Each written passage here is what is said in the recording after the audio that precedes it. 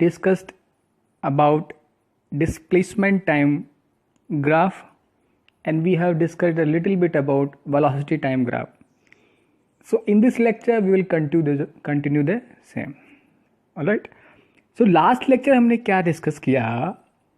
Last lecture में we have discuss, पहले हमने डिस्प्लेसमेंट टाइम ग्राफ डिस्कस किए and then velocity time graph discuss किया, and we have discuss that slope of velocity graph, velocity time graph gives acceleration, whereas area under curve of velocity time graph gives displacement.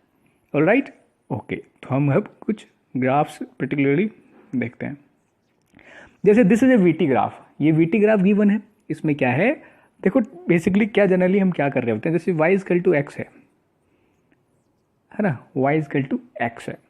तो मैंने ये पहले भी एक बार discuss की है. ये कोई फंक्शन है, चलो एक्स स्क्वायर प्लस वन है ना, let this is y is equal to x square plus one. तो उसमें कर के रहे थे, इसको हम बोल रहे थे इंडिपेंडेंट वेरिएबल, है ना, कि x की कुछ वैल्यू रखोगे, जैसे y इजकल टू एक्स की वैल्यू 1 रखी तो 1 + 1 2 आ गया. y इजकल टू x की वैल्यू 2 रखी तो 2 स्क्वायर 4 + 1, तो x की वैल्यू कितनी है, y की वैल्यू कितनी आ गई 5. तो जनरली हम जो भी ग्राफ बना रहे होते हैं उसमें x में कुछ क्या रख देते हैं जो इंडिपेंडेंट वेरिएबल होता है, और वाइट में क्या रख देते हैं जो डिपेंडेंट वेरिएबल है वो रख देते हैं. अब बात करते हैं, तो क्या हुआ, हमने किसी ऑब्जेक्ट की वेलोसिटी ऑब्जर्व की, t इजकल टू 1 सेकेंड पे वो ये कोई v0 उसकी वेलोसिटी थी ये. चलो t इजकल टू 2 पे देखा तो अभी उसकी u0 थी, फिर 3 पे देखा, 4 पे देखा, तो ये एक ही वेलोसिटी है हमेशा. तो यहाँ से क्या पता चल गया, ये तो हमें पता है कि यूनिफॉर्म वेलोसिटी है इसकी. बट अब देखिए हमने क्या बोला कि वेलोसिटी टाइम ग्राफ का स्लोप क्या बताता है, it will give you acceleration. अब स्लोप कैसे निकालते हैं, देखो ये दो तरीके स्लोप निकालने का. जब कोई स्ट्रेट लाइन होती है ना, ऐसे ऐसे ऐसे ऐसे, तो उसका स्लोप सेम होता है. क्यों होता है, देखिए कल भी मैंने ये बात डिस्कस की थी. जैसे ये है तो उसका स्लोप कैसे निकालेंगे, हॉरिजेंटल से इसकी कितना एंगल बना रहा है, तो इसका यहाँ से निकाल लो, यहाँ से निकाल लो, यहाँ से निकाल लो, हर जगह से क्या होता है, सेम होता है. तो स्लोप किसी ग्राफ का स्लोप किस तरह, ये मैंने जब डिफरेंशिएशन वगैरह डिस्कस किया था, इनको डिटेल में डिस्कस किया है ना. स्लोप कैसे निकालते हैं, चेंज इन वाई डायरेक्शन, जैसे यहाँ पे चेंज वाई में क्या है del v, change in x direction तो एक्स में क्या है डेल टी. तो चेंज क्या होता है v2 minus v1 upon t2 minus t1. ये तो होता है जब वैसे इस तरह के ग्राफ हो, लाइक ये हो गया, ये हो गया, है ना, जिसमें एक ही क्या बोलते हैं जो स्लोप है सेम रहता है हमेशा. तो उसमें लिए ऐसे भी निकाल सकते हैं ना स्ट्रेट लाइन वगैरह में, लेकिन ऐसे अगर चेंज हो रहा होता है उसका कैसे निकालते हैं, जिस पर्टिकुलर टाइम पे हमने निकालना वहाँ पे टेंजेंट डालते हैं और उसका स्लोप निकाल लेते हैं. उसके लिए हमें dy/dx निकालना होता है ना. बहुत ये हमने डिस्कस किया था, इंटीग्रेशन मैंने डिस्कस किया था, सॉरी डिफरेंशिएशन डिस्कस किया था. अब मैं क्या बोल रहा हूँ ये सब आपको तब समझ में ज़्यादा अच्छे से आएगा अगर आपने उस लेक्चर को अच्छे से नहीं देखा या फिर उसके नोट्स नहीं बनाए हैं, तो पहले वो बनाए हैं. हो गया. तो इसमें अगर देखें, वैसे तो आपको डायरेक्ट दिख रहा होगा, अगर इसकी स्लोप देखें, ये देखो ये, तो ये स्लोप निकालते कैसे हैं कि उसकी हॉरिजेंटल से एंगल निकालते, तो एंगल कितना है 0, तो tan थीटा की वैल्यू 0 आती है, तो कितना हो जाता है tan 0 0 होता है. या फिर अगर वैसे भी देखें इससे y2 माइनस y1, जैसे y2 क्या होगा, चलो ये y2 है, t2 टाइम पे y2 है और y1 है t1 टाइम पे, तो y2 minus y1 upon t2 minus t1, तो y2 और y1 की वैल्यू तो सेम ही है, तो वो 0 अपॉन t आ गया, तो वो भी 0 आ गया. ऑलराइट, समझ आ रहा है ना. ओके, तो मतलब क्या होगा, ऐसा ग्राफ बनेगा तो क्या बोलेंगे उसको कि कांस्टेंट वेलोसिटी से वो कर रहा है, और जब वेलोसिटी चेंज नहीं हो रही होती है, एक्सेलरेशन क्या होता है, change in velocity divide by time, है ना. तो एक्सेलरेशन ये चेंज नहीं हो रहा है, 0 है, तो एक्सेलरेशन क्या होगा इस कंडीशन में 0. चलो नेक्स्ट पे आते हैं. ये देखो ऐसे ग्राफ कब मैंने एक्सटी में भी समझाई थी. तो एक्सटी ग्राफ का स्लोप क्या दे रहा था हमें, एक्सटी ग्राफ का स्लोप हमें वेलोसिटी दे रहा था. वीटी ग्राफ यानी कि वेलोसिटी टाइम ग्राफ का स्लोप क्या देगा, एक्सेलरेशन देगा. चलो देखते हैं, इस तरह से हो रहा है, इस तरह से जा रहा है ना. ये वैसे ग्राफ से भी हम देख रहे हैं, पहले वेलोसिटी ये थी, फिर वेलोसिटी ये हो गई, फिर वेलोसिटी ये हो गई, यानी धीरे धीरे बढ़ रही है वेलोसिटी. अब सबसे पहले स्लोप देखते हैं. स्लोप देखो, स्लोप कैसे निकालते हैं, या तो y2 minus Y one x2 minus x1, एक तो ये तरीका, दूसरा क्या होता है एंगल टेन थीटा निकाल लो। तो टेन थीटा की वैल्यू निकालोगे यहाँ से, है ना। तो पहले हम देखते हैं टेन थीटा की वैल्यू क्या आएगी। ये कि एंगल क्या, कल मैंने बताया था अगर एक्यूट एंगल होता है तो क्या होती है टेन थीटा की वैल्यू पॉजिटिव आएगी, पॉजिटिव आ गई। पर दूसरी बात, है ना, यहाँ पे लिख लो, अगर पॉजिटिव मैंने नहीं लिखा तो पॉजिटिव आ गई। दूसरी बात, कल मैंने ये भी बताया था कि अगर कोई स्ट्रेट लाइन है तो उससे हर जगह पे क्या होगा, ये देखो, ये देखो, ये एंगल सेम होता है, ये एंगल सेम होता है, ये एंगल सेम होता है, तो हर एक पॉइंट पे क्या हो रहा है इसका, देखो समझ, I feel you are getting, if you are not getting please do ask me this time saying it, ठीक है। तो क्या हो गया, स्लोप हर जगह सेम है इसका। स्लोप सेम होने का क्या मतलब है, ये क्या है एक्सल, यानी कि स्लोप क्या देता है, एक्सेलरेशन देता है डीवी बाई डी टी का। भाई वी टी कर्व का स्लोप आपको क्या बताता है, वी टी कर्व का स्लोप आपको बताएगा एक्सेलरेशन, और एक्सेलरेशन स्लोप अगर सेम आ रहा है हर पॉइंट पे, इसका मतलब क्या हो गया, इसमें क्या है एक्सेलरेशन कांस्टेंट है। समझ गए, दो चीज़ें इसमें देखिए, एक्सेलरेशन एक तो कांस्टेंट है, दूसरा पॉजिटिव है, एक्सेलरेशन कांस्टेंट है, दूसरा पॉजिटिव है। अब देखिए वेलोसिटी, वैसे तो आप देख रहे हो जैसे बढ़ती चली जा रही है, तो वेलोसिटी बढ़ती हुई कब चली जाएगी, v is equal to u plus a t होता है, v इजकल टू प्लस क्या होती है ए टी होता है, u पॉजिटिव है प्लस ए भी पॉजिटिव है, तो क्या होता है वेलोसिटी बढ़ती चली जा रही है। तो इसमें क्या है, एक्सेलरेशन भी पॉजिटिव है, वेलोसिटी भी पॉजिटिव है, वो दिख भी रहा होगा आपको। अब जाते हैं दूसरे पे। अब देखिए कल जैसे चेक किया था, सबसे पहले मैं क्या चेक करना, स्लोप चेक करना। स्लोप क्या बता देगी, एक्सेलरेशन बता देगी। तो स्लोप कैसे चेक करते हैं, उस कहाँ जहाँ पे भी आप किसी ग्राफ का, जैसे ये तो स्ट्रेट लाइन है, तो स्ट्रेट लाइन तो खुद ही स्ट्रेट लाइन, अगर ऐसा ऐसा ग्राफ है जहाँ पे भी आप, चलो सपोज करो इस यहाँ पे हमें स्लोप निकाला है, तो हम क्या करेंगे, ये टेंजेंट डालो, ये टेंजेंट डालो, और इसकी यहाँ से हॉरिजॉन्टल से एंगल देख लो, तो ये स्लोप बता देगी, सिंपल। तो अगर इस ग्राफ का हमें स्लोप चेक करना है, then what we will do is, horizontal से ये डाला तो ये आ गया, ये क्या है ऑब्ट्यूज एंगल आ गया। कल मैंने डिस्कस किया था अगर टेन थीटा की वैल्यू ऑब्ट्यूज एंगल आती है तो क्या आता है नेगेटिव, क्या आती है नेगेटिव। तो एक्सेलरेशन क्या है कांस्टेंट है, ये तो हमें पता चल गया क्योंकि सेम ही आएगी, है ना, स्ट्रेट लाइन है, हर जगह से निकालोगे वही आएगा, वही आएगा ना। तो है क्या कांस्टेंट एक्सेलरेशन, बट नेगेटिव है। एक्सेलरेशन कैसा है इसमें, नेगेटिव है। अब देखिए वेलोसिटी क्या हो रही है, डिक्रीज हो रही है। वेलोसिटी क्या हो रही है, वैसे तो आप ग्राफ से देख सकते हो, ये ऐसा आ रहा है, तो पहले इसकी यहाँ पे कुछ वेलोसिटी थी, फिर ये आ गई तो नीचे इतनी कम हो गई, फिर नीचे कम हो गई, तो वेलोसिटी क्या हो रही है, कम हो रही है, ये आप देख ही पा रहे हैं। दूसरी बात, v is equal to u minus a t, minus a t क्यों लिखा, बिकॉज एक्सेलरेशन क्या है कांस्टेंट है और नेगेटिव है, तो यहाँ पे नेगेटिव आ गया। तो इससे भी आप क्या देख सकते हो, क्योंकि वेलोसिटी है तो पॉजिटिव है ना। देखो एक बात ध्यान रखना कि वेलोसिटी ऐसे है, इसका मतलब ये नहीं है कि वेलोसिटी नेगेटिव है। नेगेटिव तो कब हो जाएगी, ये जो पॉइंट है इसके नीचे आ जाएगी, तब होगा नेगेटिव। इसका मतलब यहाँ पे क्या है, ऊपर वाला पॉजिटिव होता है ना, ये वो होता तो पॉजिटिव है ना, बस केवल डिक्रीज हो रही है। जैसे पहले 5 थी, फिर 3 होगी, फिर 2 हो गई, है ना, ऐसे डिक्रीज हो रहा है। चलिए नेगेटिव कब होगी, जैसे -1 -2 ऐसे नीचे इधर चली जाए, जब होती है नेगेटिव, ठीक है। तो आई होप आपको अच्छे से समझ आ रहा होगा ये सब, ठीक है। तो डिक्रीज हो रही है वेलोसिटी, तो इसमें एक्सेलरेशन तो क्या है नेगेटिव, और वेलोसिटी क्या है पॉजिटिव। देख भी सकते हो ना, वेलोसिटी पॉजिटिव डायरेक्शन में, नेगेटिव तो नीचे आती है जब होती। अच्छा एक और हम डिस्कस कर लेते हैं, ये देखो अब इसको स्लोप देखो, स्लोप कैसे देते हैं, यानी कि स्लोप क्या बताएगा एक्सेलरेशन। तो स्लोप क्या कैसे देखते हैं, स्ट्रेट लाइन, जैसे ये तो खुद ही स्ट्रेट लाइन है, तो इसका क्या निकाल लो, हॉरिजॉन्टल से एंगल निकालो। ये क्या है ऑब्ट्यूज, ऑब्ट्यूज एंगल जब टेन थीटा का आता है तो क्या आती है उसकी वैल्यू नेगेटिव। तो यहाँ पे क्या बोल देंगे कि इसका एक्सेलरेशन क्या है नेगेटिव है, ठीक है। स्लोप नेगेटिव है और कांस्टेंट है, कांस्टेंट है ना, हर जगह पे एक ये इसका स्लोप है ना, देखोगे ये आएगा ये आएगा आएगा। स्ट्रेट लाइन का सेम होता है स्लोप, ये आप ध्यान रख सकते हो डायरेक्टली भी, ठीक है।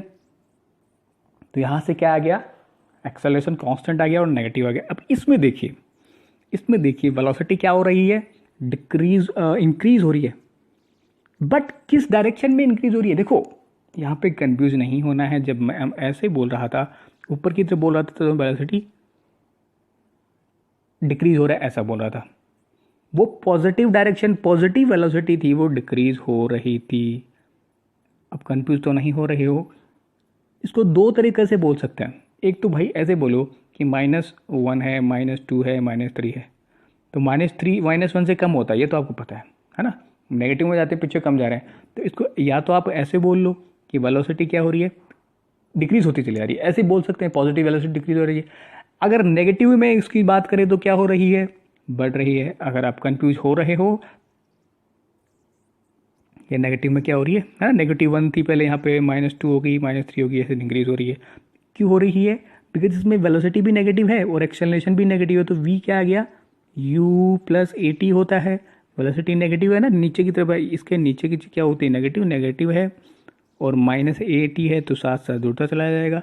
अगर आपको ये समझ नहीं आता है तो फोर्थ ग्राफ को हटा देना, कोई बात वाली नहीं है। देखो ग्राफ्स को मैंने बहुत डिटेल से आपको बहुत बेसिक बात सारी तरह के ग्राफ समझाने की कोशिश की है।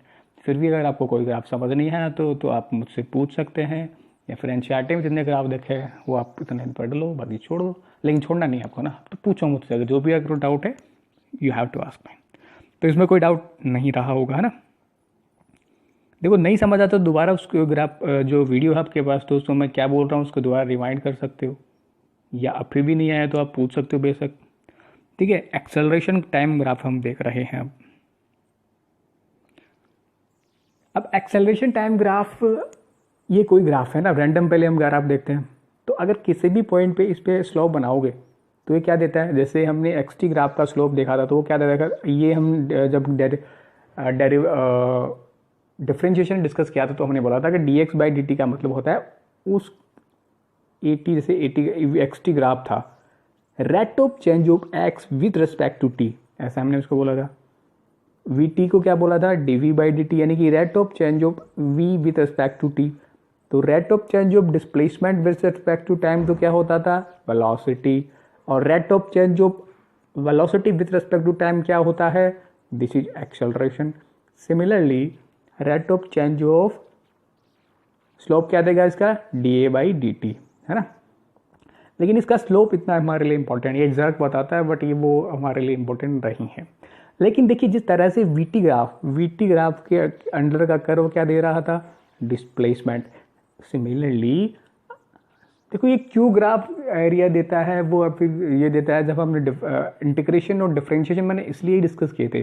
तो अगर आप ये वीडियो देख रहे हैं और इंटीग्रेशन और डिफरेंशिएशन वाले लेक्चर नहीं देखे हैं तो उनके नोट्स को एक बार रिवाइज कीजिए, आपने देखे होंगे, उन्होंने लिखे होंगे नोट्स, है ना। फिर आइए, कोई भी चैप्टर जब आप पढ़ रहे होते हैं तो चैप्टर का जो फर्स्ट लेक्चर है उससे लेकर के अगर जैसे आज 12th लेक्चर है ये, तो 12th तक आप नोट्स बनाते जाओ, पीछे का रिवाइज करते जाओ, जब जाके आपको आगे वाली चीज़ें बहुत अच्छे से समझ आ रही होती हैं। लाइक एज 12th है शायद ये लेक्चर, तो जब आप देखने आ रहे होगे तो क्विक रिवीजन 1 2 3 4 5 सबका लेते चले जाओ, फर्स्ट से ही लेते चले जाओ। जब फर्स्ट लेक्चर होता था, सेकंड लेक्चर आपने लिया तो फर्स्ट वाले को रिवाइज करके आगे, जब थर्ड आए तो फर्स्ट और सेकंड को थोड़ा थोड़ा रिवाइज मतलब क्विकली रिवाइज करके आगे, फोर्थ लेक्चर आया तो 1 2 3 वाले को करके आगे। उससे फ़ायदा क्या होता है, मैंने पहले ही बताया यह बात कि आपको चीज़ें लॉन्ग टर्म में याद रहती हैं और दूसरा समझने में मदद करती हैं। एक चीज़ को आप 3 बार पढ़ोगे तो आपको उसकी क्लैरिटी समझ आ जाएगी। दूसरा, अगर आप भूलते हो, भूलना तो पड़ता है, भूल ही जाते हो आप, बहुत सारा हो रहा होता है हमारे दिमाग में तो भूल ही जाते हो इन द एंड।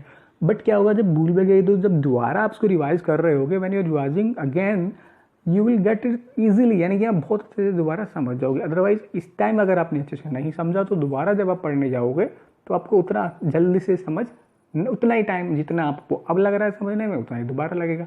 लेकिन अब थोड़ा रिवाइज कर लोगे, अच्छे से समझ लोगे तो बाद में आपको टाइम नहीं लगेगा। Right, okay. तो अब यह बात ध्यान रख सकती हो कि एरिया अंडर कर्व ऑफ 80 का वो आपको क्या देगा, वेलोसिटी देगा, या फिर हम कहें चेंज इन वेलोसिटी देगा। समझ गए। तो यहाँ तक की कहानी खत्म होती है। अब हम कुछ क्वेश्चन करते हैं। देखिए ये कोई एक्सटी ग्राफ है ना, यानी कि डिस्प्लेसमेंट टाइम ग्राफ है। कौन से पार्टिकल की वेलोसिटी हाई होगी, आप ये बताओ सोचो। देखो एक्सटी ग्राफ है और इसका स्लोप क्या देगा, ए पार्टिकल के साथ ग्राफ तो ये बन रहा है, बी का ये बन रहा है। तो कल हमने क्या डिस्कस किया था, we have discuss that slope of x t graph gives velocity. Is that clear? Okay. अब हमने देखा था कि अगर स्लोप जितना, स्टिफनेस जितनी ज़्यादा होगी, यानी कि जैसे अगर हमने ये भी आपको केवल समझाने के लिए ये तरीका ही बताया था देखने का बस तो इसमें तो एंगल गिवन है तो आप डायरेक्टली भी निकाल सकते हो, इतना सोचने की ज़रूरत ही नहीं है। बट अगर एंगल नहीं भी गिवन होते तो हम निकाल सकते थे। मैंने क्या कहा था, जितना ये वर्टिकली ऊपर जा रहा होता, जैसे यहाँ पे था, चलो उसको छोड़ो, आप तो डायरेक्टली ऐसे देख लो, जितना ये हम इसको देख लो, अगर डिवाइस करना चाहो तो, जैसे दिस वाज और वर्टिकल, दिस वाज और हॉरिजॉन्टल। तो अगर कोई भी ग्राफ जितना ज़्यादा एक्सेस की तरफ इसकी वर्टिकल की तरफ होगा, उतना ही वो क्या होगा, उसकी वेलोसिटी क्या होगी, ज़्यादा होगी, बिकॉज उसका स्लोप ज़्यादा होगा। आप इतना समझ सकते हैं, वेलोसिटी तो ये एक्स ग्राफ है तभी होगी। अगर कोई दूसरा ग्राफ होगा, उसका स्लोप पूछ लिया, तो क्या होगा, जितना ही इसके नज़दीक होगा, है ना। मैंने उसको लेफ्ट में भी लेके बताया था कल कि जैसे एक तो ये है और एक ये है, तो कौन से वाले की ज़्यादा स्लोप होगी, इसकी, जो इस वाई के ज़्यादा नज़दीक होगा। एक ट्रिक समझ लो या फिर एक समझने की मेथड समझ लो, तो मैंने आपको कल डिस्कस किया था। हालांकि यहाँ पे आपको डायरेक्टली एंगल्स गिवन है, तो आप क्या निकाल लोगे, दोनों की tan थीटा निकाल लोगे। तो ए के लिए जैसे दिस इज वी ए, तो वी ए के लिए क्या लिखोगे, थीटा की वैल्यू 45 डिग्री दे रखी है, तो tan 45 डिग्री। tan 45 डिग्री आपको पता होगा, नहीं पता हो तो मैं बता देता हूँ, 1 होती है। दूसरा वी बी, तो वी बी की वेलोसिटी क्या हो जाएगी, tan 30। tan 30 की वैल्यू होती है 1/√3। ये आपको एंगल्स पता होंगे, मैंने डिस्कस भी किया है मैथमेटिकल टूल में, ये तो डिस्कस भी किया है। अगर आपको नहीं पता तो, और आपने लेट ज्वाइन किया तो आप जाके देखोगे यहीं पे इसी में, तो नीचे कुछ वीडियोस मिल जाएंगे मेरे भेजे हुए या इसमें। फॉर पार्टिकल वन, तो ये मैंने डिस्कस किया, वो आ गया है ना। तो वेलोसिटी किसकी ज़्यादा आ गई, ये तो 1 आई। फर्स्ट की वेलोसिटी कितनी आई, 1, एंड सेकंड की कितना आई, 1/√3। देखो ये तो 1 है, 1 में अगर किसी का भी डिवाइड करोगे, एक से ज़्यादा ही होता है, √1 1.7 ऐसे कुछ होता है, तो अगर 1.71 से डिवाइड करोगे तो एक से तो कम ही आएगा, है ना। All right, okay. तो वेलोसिटी किसकी ज़्यादा रही, ई की वेलोसिटी ज़्यादा रही। अब ratio of their velocities, ratio निकालना, अगर आपसे पूछ ले कि उनकी वेलोसिटीज़ का रेशियो निकाल लो, तो रेशियो क्या होता है, VA/VB निकाल लो, है ना। तो फर्स्ट की वेलोसिटी कितनी आई थी, 1, और सेकंड की कितनी आई थी, 1/√3। अब ऐसी क्वेश्चन को सोल्व कैसे करते हैं, जैसे 1/√3 आ गया, ये तो क्या है, 1/√3 है, तो 1 से 1 को डिवाइड तो कर ही सकते हैं, ऊपर क्या है, 1 है, ऊपर क्या गिवन है, 1, तो 1 को 1 से तो डिवाइड कर ही सकते हैं, वो तो सेम ही रहेगा। किसी भी नंबर को अगर 1 से डिवाइड करते हैं तो सेम ही रहता है। तो इसको सोल्व कैसे करते हैं, एक्सटर्नल को सोल्व करो, √3 × 1 डिवाइड बाई इंटरनल को सोल्व करो, 1 1। तो फाइनली हमारा आंसर क्या आ गया, √3 आ गया। ठीक है, ऑल राइट। अब अगर आगे डिस्कस करें तो अगर ये वेलोसिटी टाइम ग्राफ गिवन है, अगर हमें ये वेलोसिटी टाइम ग्राफ गिवन है और हमें अगर पूछ रहा है this is velocity time graph given and what we have to find is, हमें फाइंड करना है कि इसमें डिस्टेंस और डिस्प्लेसमेंट निकालनी है हमको। वेलोसिटी टाइम ग्राफ गिवन है तो क्या करोगे, देखो वेलोसिटी टाइम ग्राफ जब भी आपको गिवन होता है तो उससे अगर डिस्टेंस और डिस्प्लेसमेंट आपको निकालनी है तो कैसे निकालोगे, वेलोसिटी टाइम ग्राफ का एरिया अंडर कर्व आपको क्या बताता है, वेलोसिटी टाइम ग्राफ का ये वीटी ग्राफ है, एरिया अंडर कर्व आपको क्या बताता है, डिस्प्लेसमेंट। अब मैंने कल के लेक्चर में आपसे एक बात डिस्कस करी थी कि वो क्या करी थी कि वेलोसिटी टाइम का ग्राफ है, तो अगर ऊपर वाला क्या ग्राफ, ऊपर वाला पॉजिटिव होता है ना, ये ग्राफ हमें गिवन है, ऊपर वाला एरिया माइनस नीचे वाला एरिया, यानी कि पॉजिटिव एरिया रहे और उसमें से नेगेटिव एरिया वाला घटा दें, then that will give you displacement. और अगर दोनों को जोड़ दें, बिकॉज डिस्टेंस कभी नेगेटिव नहीं होती है, तो ये भी डिस्टेंस आई, ये भी डिस्टेंस आई, दोनों में जुड़ गई, तो वो क्या दे देगा, ये आपको क्या दे देगा, डिस्टेंस आपको दे देगा। ठीक है, तो चलो कैलकुलेट करते हैं कितना डिस्प्लेसमेंट होगा और कितनी डिस्टेंस होगी। ठीक है, हमें क्या कहाँ तक निकालना है, t = 10 सेकेंड तक। ठीक है, ओके। तो देखो एरिया निकालते हैं, देखो यहाँ तक, यहाँ से यहाँ तक तो ये क्या है, एक ट्राइंगल है। ठीक है, ट्राइंगल है, इसके बाद क्या है, रेक्टेंगल है, और इसके बाद क्या है, अगेन ये ट्राइंगल है, इसके बाद अगेन ये ट्राइंगल है। तो इनके अलग अलग क्या निकालने पड़ेंगे, एरियाज निकालने पड़ेंगे। ठीक है, इसको S1 मान लो, इसको S2 मान लो, इसको S3 मान लो, इसको S4 मान लो। तो डिस्प्लेसमेंट के लिए क्या होगा, S1 plus S2 plus S3 minus of S4। जो नेगेटिव एरिया होगा उसको सब्ट्रैक्ट करेंगे इसमें से। तो इस ट्राइंगल का एरिया क्या निकालेंगे, 1/2 इंटू बेस इंटू एरिया होता है ट्राइंगल का area, base into height, base into height. तो हाइट तो क्या हो जाएगी इसके लिए,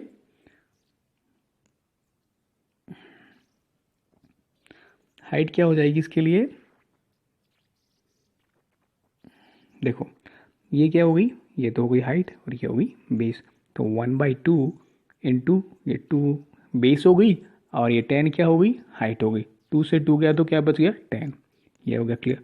इसके बाद ये क्या है ना, इसका क्या एरिया होता है, लेंथ इंटू ब्रेथ, है ना, लेंथ इंटू, तो लेंथ कितनी है इसकी, इसको लेंथ मान लो, किसी को लेंथ मान दो। ये तो क्या होगी 10 अगेन 10, और ये क्या होती किसकी 2 2, तो 10 इंटू 2 क्या हो गया 20। तो यह कितना आ गया 20। सिमिलरली अगर इसकी भी, ये भी एक ट्राइंगल है, ट्राइंगल का अगेन क्या होगा 1/2 into base into area, base into sorry base into height, base 4 to 6 है, ये क्या है 4 to 6 है। तो 4 to 6 में कितना हो गया 2 हो गया, तो बेस कितना हो गया 2, हाइट कितनी हो गई वही 10 इंटू 10, तो 10 0 से 2 से 2 कैंसिल, 10 आ गया। अब नीचे वाले का निकालना है, नीचे वाले का क्या है, ये कितनी है 1/2 इंटू बेस, बेस कितना है 6 to 10, मतलब 4, डिफरेंस कितना है 10 और 6 में 4, 4 इंटू ये वाली हाइट कितनी है अगेन 10 है, 10 है ना, यहाँ तक 10 है 10, तो 2 से 2 कैंसिल और ये क्या आ गया 20। तो फाइनल हमारा डिस्प्लेसमेंट कितना आ गया 10 प्लस 20 प्लस 10 माइनस 20, तो 20 से 20 कैंसिल और डिस्प्लेसमेंट कितना आ गया ओनली 20 मीटर। सिमिलरली अगर डिस्टेंस में हमें क्या करना पड़ेगा, सारों को जोड़ना पड़ेगा, ऐड करना पड़ेगा, पॉजिटिव एरिया जो है और नेगेटिव एरिया जो है दोनों को क्या करना है, ऐड करना है सिंपली। तो ऐड करोगे तो 10 20 10, उसको भी ऐड करना है तो 20, तो 20 30 45 60 मीटर डिस्टेंस हो गया, है ना। डिस्टेंस और डिस्प्लेसमेंट में क्या डिफरेंस होता है, जब हम डेफिनेशन डिस्कस की थी तो हमने डिटेल में ये चीज़ें डिस्कस करी हैं। ठीक है, एक और क्वेश्चन करते हैं। इसमें ये पूछ रहा है कि कोई ए ऑब्जेक्ट है, वो एक पार्टिकल है ये ए, वो भी मूव कर रहा है, उसकी ग्राफ ये है, और एक बी पार्टिकल है उसकी ग्राफ वीटी ग्राफ ये है। अब ratio of acceleration of particle A and B पूछ रहा है। देखो पहले एंगल को देखो, रेशियो ऑफ एक्सेलरेशन यानी कि वीटी ग्राफ का जो स्लोप होता है वो हमें क्या दे देगा, एक्सेलरेशन दे देगा। तो ए तो क्या निकाल लेंगे tan of theta of A, B क्या निकाल लेंगे tan ऑफ थीटा जो बी के साथ है। लेकिन देखो यहाँ पे मैंने ये चीज़ क्यों बताई, ये क्यों क्वेश्चन यहाँ पे रखा है, इसका एक ही रीज़न है कि जो टेंजेंट निकाल रहे होते हैं, जो slope we are finding in this, we will take theta from horizontal direction, और हम कहेंगे कि इस तरह से, है ना, पॉजिटिव एक्स एक्सिस को हम रेफरेंस लाइन ला के एंगल देखेंगे। तो देखो वी ए बी की, तो देखो यहाँ से हम देखें तो ए बी के लिए तो क्या थीटा हो गया, ये थीटा है ना, ये हॉरिजॉन्टल से ही है, तो ए बी के लिए तो क्या होगा एक्सेलरेशन tan थीटा। लेकिन जब ए, जो ए एक्सेलरेशन के लिए यानी कि इसके ए पार्टिकल के जो इसमें एंगल गिवन है वो क्या दी, वर्टिकल से गिवन है, वर्टिकल से गिवन है, इसको समझना, बस यही समझाने के लिए मैंने एग्जाम्पल लिया। और मैंने क्या कहा है कि जब टेंजेंट लेते हैं तो एंगल को हॉरिजॉन्टल से लेते हैं, और आई कैन से किससे लेते हैं, पॉजिटिव एक्सिस पे, है ना। वैसे तो हॉरिजॉन्टल होता है बट यहाँ पे पॉजिटिव एक्सिस ही तो है, ये यहाँ से लेते हैं।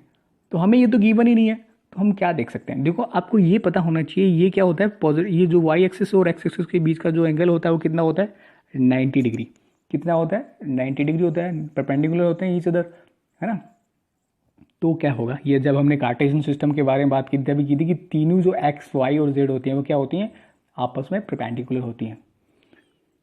अब देखो ये तो थीटा है, हमें ये निकालना है टोटल, तो ये क्या है, टोटल एंगल कितना है, ये टोटल ये जो एंगल है वो कितना है 90 है, टोटल कितना है 90, और ये हमारे पास है थीटा, हमें केवल ये देखना है, हॉरिजॉन्टल से देखना है इस लाइन का एंगल कितना है। तो 90 माइनस से अगर थीटा ये निकाल दें, 90 माइनस थीटा ये निकाले तो क्या आ गया, ये आ गया। तब यहाँ से हमें क्या निकालना है, तो ए का जो स्लोप आ गया वो कितना आ गया, मतलब एक्सेलरेशन ऑफ ए मतलब यानी कि स्लोप ऑफ ए वो कितना आ गया, tan 90 माइनस थीटा। अब देखिए tan माइनस 90 माइनस थीटा है। अब मैंने अगेन मैथमेटिकल टूल में जब कन्वर्जन रूल पढ़ाया था, then I have discuss that कि 4 क्वाड्रेंट होते हैं। फर्स्ट क्वाड्रेंट में सारे के सारे क्या होते हैं, पॉजिटिव होते हैं। तो 90 माइनस थीटा, ये 90 होता है, 90 माइनस थीटा इसमें आता है, तो साइन तो क्या आएगा, पॉजिटिव। लेकिन मैंने ये बताया था कि अगर जिसे में भी लिखा हो tan 90 माइनस थीटा ऐसे कुछ लिखा हो, और अगर ये वाला एंगल होता है, इसको बाद में देख लेंगे, है ना, ये ध्यान रखना कि ए बी का क्या आ गया था। अगर ये वाला एंगल होता है वो 90 का ऑड मल्टीपल होता है, तो क्या होता है, ये वाला एंगल, ये जो होता है ट्रिग्नोमेट्रिक रेशियो अपने कॉम्प्लीमेंट्री में चेंज हो जाता है। कॉम्प्लीमेंट्री क्या होते हैं, जैसे साइन का कोस, कोस का साइन ना, इस तरह से। तो ये किस में हो जाएगा चेंज, कोट में, कोट थीटा। ठीक है, अब हमें रेशियो निकालना है। हाँ, अब हमें क्या निकालना है, रेशियो निकालना है। तो वेलोसिटी और acceleration of, acceleration A upon acceleration of B. तो एक्सेलरेशन है वो एक तो कितना हो गया, कॉट थीटा, और एक्सेलरेशन ऑफ बी क्या है, टेन थीटा। ये बात आ गई। देखो मैंने यहाँ पे उल्टा रख दिया, ऊपर कॉट थीटा आएगा, नीचे आएगा टेन थीटा। अब एक बात ध्यान और रखो कि कॉट थीटा और टेन थीटा क्या होते हैं, आपस में उल्टे होते हैं। कॉट क्या होता है 1/10, ये भी गलत लिखा है, तो कॉट की वैल्यू 1/10 लिखोगे तो आंसर आ जाएगा 1/10 स्क्वायर थीटा, क्योंकि टेन की कोट की वैल्यू 1/10 लिखोगे तो नीचे पर 10 पहले से था, तो 10 स्क्वायर, ये क्या आ गया, आंसर आ गया। ठीक है, अब देखो फाइनली हम समराइज कर लेते हैं सबको, जो भी चैप्टर में हमने पढ़ा है। देखो एक्स होता है डिस्प्लेसमेंट। अगर हम एक्स की वैल्यू को डिफ्रेंशिएट कर दें, यानी कि dx बाई dt निकाल दें, तो वो फॉर क्या दे देता है, वेलोसिटी दे देता है। क्या दे देता है, वेलोसिटी दे देता है। अब हम इसको एक बार और डिफ्रेंशिएट कर दें तो क्या आ जाता है, एक्सेलरेशन आ जाता है। क्या आ जाता है, एक्सेलरेशन क्या आ जाता है। अब एक बात और ध्यान रखिए, अगर हमने एक्स दे दिया आपको, डिस्प्लेसमेंट दे दिया, और आपसे पूछ ले कि एक्सेलरेशन निकाल दो, क्या करोगे, 2 बार उसको डिफ्रेंशिएट कर दो। अगर आपसे एक्स दे दिया और आपसे वेलोसिटी पूछ रहा है ना, कोई एक्स का कोई फंक्शन दे दिया है, कोई ना एक्स का कोई टी में फंक्शन दे दिया, जबकि बात हो रही है एक्स का टी में, मतलब एक्स के को displacement equal to t square plus 2t ऐसा कुछ दे दिया, जबकि हम बात कर रहे हैं। तो क्या करोगे, अगर आपसे वेलोसिटी पूछ लो तो एक बार कर दो, और एक्सेलरेशन पूछ लो तो 2 बार कर दो। ठीक है, अब उल्टा चलते हैं। एक्सेलरेशन डिफरेंशिएशन का उल्टा क्या होता है, रिवर्स क्या होता है, we have discussed when we are discussing about differentiation and integration. मैंने क्या कहा था कि integration is basically reverse of differentiation. तो यहाँ से अगर एक बार इंटीग्रेट कर दो तो क्या आ जाएगा, वेलोसिटी आ जाएगी। यानी कि इंटीग्रेट कैसे करोगे, इस एक्सेलरेशन को अगर इंटीग्रेट कर दो टी के रिस्पेक्ट में तो क्या आ जाएगी, वेलोसिटी आ गई, है ना, ये वेलोसिटी आ गई। अब इसको एक बार और इंटीग्रेट कर तो क्या आ गया, डिस्प्लेसमेंट, या और what we can say change in displacement. देखो चेंज इन का क्या मतलब है कि अगर, हाँ अब इतना ही समझो ना, वो तो आप जैसे जैसे पढ़ते चले जाओगे सब पता चलता चला जाएगा। चेंज तो क्या होता है कि पर्टिकुलर, ये क्या होता है पर्टिकुलर, देखो चेंज तो क्या होता है कि नहीं, 2 पॉइंट के बीच का डिस्प्लेसमेंट, है ना। और dy/dt यानी इंस्टेंट, वो हमने पढ़ा होगा ना, चेंज यानी कि वो एवरेज वाली जब बात कर रहे थे आपको पता, I hope you are getting what I am trying to explain. Instantaneous and average की जब बात करी तो मैंने ये सब एक्सप्लेन किया है, तो ये आ गया। तो यहाँ से आप क्या समझ सकते हो कि अगर एक्सेलरेशन गिवन है, एक्सेलरेशन कोई टी की फॉर्म में गिवन है, और एक्सेलरेशन से हमें वेलोसिटी निकालनी है तो एक बार इंटीग्रेट कर दो टाइम के रिस्पेक्ट में। और अगर एक्सेलरेशन से हमें डिस्प्लेसमेंट निकालना है तो 2 बार, एक बार तो ये करो, दो बार इंटीग्रेट करते हो तो हमें क्या दे देगा, डिस्प्लेसमेंट दे देगा। ये क्रक्स है यहाँ से यहाँ तक का।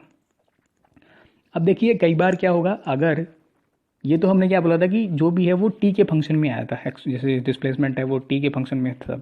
अगर आपके पास एक्स जो है यानी कि डिस्प्लेसमेंट जो है वो, यानी कि वेलोसिटी जो है एक्स के टर्म में हो, यानी कि डिस्प्लेसमेंट के टर्म हो, ना, तो क्या करोगे, ये फॉर्मूला यूज़ कर लोगे एक्सेलरेशन निकालने के लिए।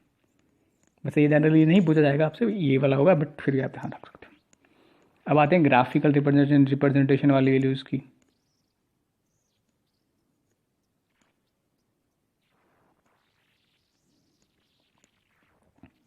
ठीक है,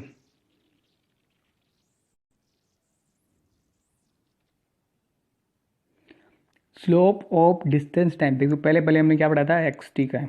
डिस्प्लेसमेंट टाइम ग्राफ क्या, इसका स्लोप तो क्या दे देता है, वेलोसिटी दे देता है, ये बात ध्यान रखो। अब देखो स्लोप की जब बात कर रहे होते हैं तो स्लोप दो तरीके से निकाल रहे होते हैं, या तो हम del y by del t निकाल लो या फिर टेन थीटा निकाल लो। अब del y of del t क्या होता है, और एक d Y by d t. Del y of del t जब हम निकाल सकते हैं जब क्या हो, ग्राफ एक स्ट्रेट लाइन हो, यानी कि हर एक पॉइंट पे सेम ही हो, तो कोई किसी भी एक पॉइंट पे जैसे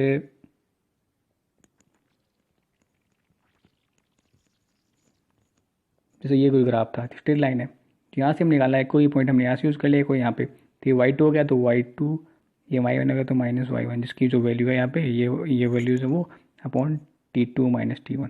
दिक्कत इसका हर एक टाइम पे क्या होगा, स्लोप सेम ही रहने वाला है, हर जगह पे स्लोप सेम ही रहने वाला, तो डेल वाई डेपुन। लेकिन अब जैसे ऐसे ऐसे ग्राफ आ जाए, ये वाले ये आ जाए, ये आ जाए, ये वाले ये आ जाए, तो हमें क्या करना है, हर एक पॉइंट पे सिमिलर नहीं रहेंगे उसमें उसमें हमें क्या करना पड़ेगा, किसी एक पॉइंट पे टेंजेंट डालो, किसी एक पॉइंट पे क्या डालो, टेंजेंट डालो, और उसके बाद D Y by D X निकालो। D Y by D X यानी कि एंगल निकालना है हमें ना, टेन स्लोप निकाला, तो ऐसा उस पॉइंट पे हमें क्या डालनी है, टेंजेंट डालनी है और उसकी स्लोप निकाल लेनी है। समझ गए, ओके। तो ये हो गया। इसके बाद स्लोप ऑफ वीटी ग्राफ क्या दे देगा, ये हम डिस्कस कर चुके हैं लास्ट में, मैंने केवल पॉइंट लगा के आपको दिखाया गया, लास्ट में सब चीज़ें याद रख लो। वो क्या देगा, एक्सेलरेशन देगा। और ये वीटी ग्राफ सबसे इंपॉर्टेंट होता है, बिकॉज इसका ग्राफ, इसका वेलोसिटी, इसका स्लोप तो क्या दे देगा, एक्सेलरेशन, और इसका एरिया अंडर क्या दे देगा, चेंज इन डिस्प्लेसमेंट, और वे किस से डिस्प्लेसमेंट सिंपली। ये यहाँ से यहाँ तक का टी इक्वल टू 0 से टी तक का क्या दे देगा, ये डिस्प्लेसमेंट दे देगा, है ना, डिस्प्लेसमेंट दे देगा। भाई जो हम इंटीग्रेशन मैंने डिस्कस किया था, तो इंटीग्रेशन क्या होता था, जैसे वी टी है तो वी डी टी इंटीग्रेशन होता था, है ना। तो ये वी डी टी को क्या होता था, एरिया अंडर कर्व भी होता था, यही तो मैंने बात करी है। वी डी टी क्यों रखा, तो हमने हमने इंटीग्रेशन जब डिस्कस किया था तो मैंने बताया था कि क्या होता है, हम छोटे छोटे स्ट्रिप के लूप में रहते हैं। जैसे ये स्ट्रिप है, तो ये एक स्ट्रिप और ये एक स्ट्रिप है, इनके बीच का क्या होगा, वी तो कॉन्स्टेंट हो गया, और डी टी हो गया, तो इसको अब इंटीग्रेट करोगे तो पूरा आ जाता है।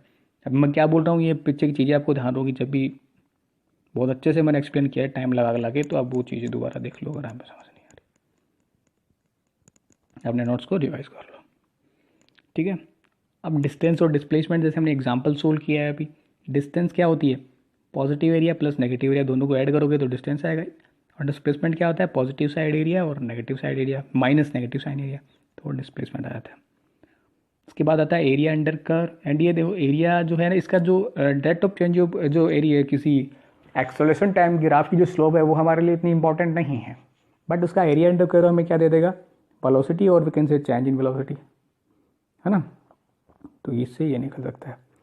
तो यहाँ तक की कहानी आज खत्म होती है। नेक्स्ट लेक्चर में हम रिलेटिव मोशन का थोड़ा सा डिस्कस करेंगे, और थोड़ा सा कुछ ग्राफ्स, और जैसे फ्री फॉल में एक दो ग्राफ है तो वो देख लेंगे। उसके बाद हमारा lecture chapter 3 will end. So that's it for today. Thank you. If you feel any of doubt, please do ask me. If you will not ask me anything, then how will I get to know whether you are getting my whatever I am delivering you or not? If you have doubt, then feel free to ask me. Okay, so that's it for today. Thank you.